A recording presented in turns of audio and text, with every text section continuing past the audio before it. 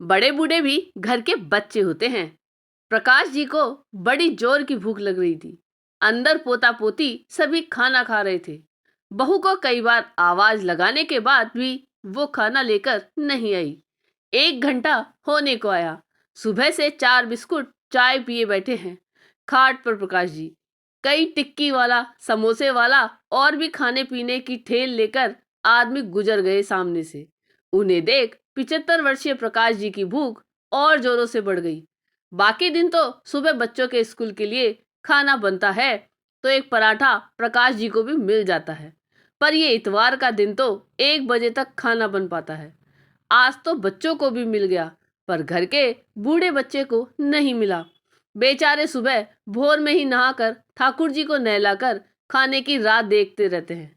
प्रकाश जी पर जब भूख बर्दाश्त ना हुई तो खुद ही खाट से उठे। रसोई घर में खांसते हुए गए। बहू ने अपना घूंघट बढ़ा लिया।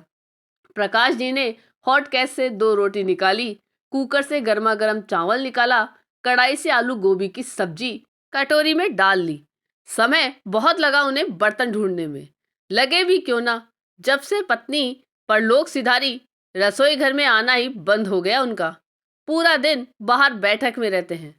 दिन में चारपाई डाल बाहर चबूतरे पर बैठ जाते हैं, फिर शाम को अंदर आ जाते हैं। बेटा सुबह का दफ्तर गया, रात में ही आता है। उसका भी थका हुआ चेहरा देखने को खाट पर लेटते भी नहीं थे। प्रकाश जी की बिटवा को देख लूं तभी सोऊं। ऊपर से उनका बिटवा बच्चों के लिए कुछ न कुछ लाता तो अपने पिताजी को भी एक पीस निकालकर जरूर देकर जाता, चाहे वो एक टॉफी ही क्यों ना हो। प्रकाश जी बड़े मन से खा बेटे से आराम करने को बोल लेट जाते अपनी खाट पर। पिता को बिना दांतों के टॉफी चबाता हुआ देख बेटे को वो एक बच्चे समान लगते। सही भी तो है, बच्चा बूढ़ा एक समान होता है।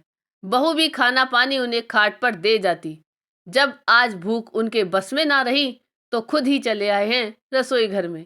तभी प्रकाश जी कांपते हाथों से अपनी थाली उठा रहे थे कि उनका ध्यान फ्रिज की तरफ गया। थाली को स्लिप पर रख उन्होंने फ्रिज खोला। उसमें दही रखा देख उनकी जीभ मचल गई। छोटी सी कटोरी में उन्होंने 2 चमचा दही डाला।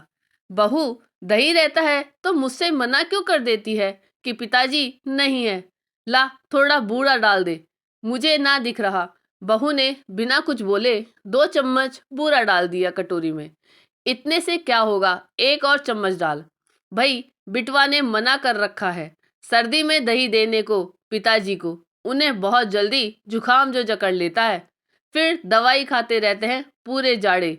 बाहर अपनी थाल लेकर अपनी खाट पर आ गए। ठाकुर जी को याद कर भोजन शुरू किया उन्होंने। आज तो बहू 56 भोग समान लाग रही है रोटी। मन प्रसन्न हो गया दही के साथ। द्वार के पीछे खड़ी बहू मन ही मन सोची, खाना तो रोज सा ही बना है पिताजी, पर आज बच्चे जिद कर गए खाने की। पैर पटकने लगे तो पहले उन्हें लगा दिया।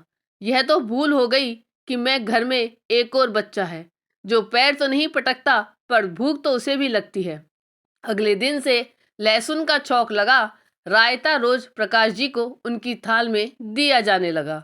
अब ना तो वो उन्हें नुकसान करता और वो खुश होकर मूछें पोंछते हुए अपने दोनों हाथ बहू के सर पर रख देते। आखिर आत्मा संतृप्त होती है तो आशीर्वाद तो स्वतः ही मिल जाएगा। अब खाना भी प्रकाश जी को उनके बोलने से पहले ही परोस दिया जाता है।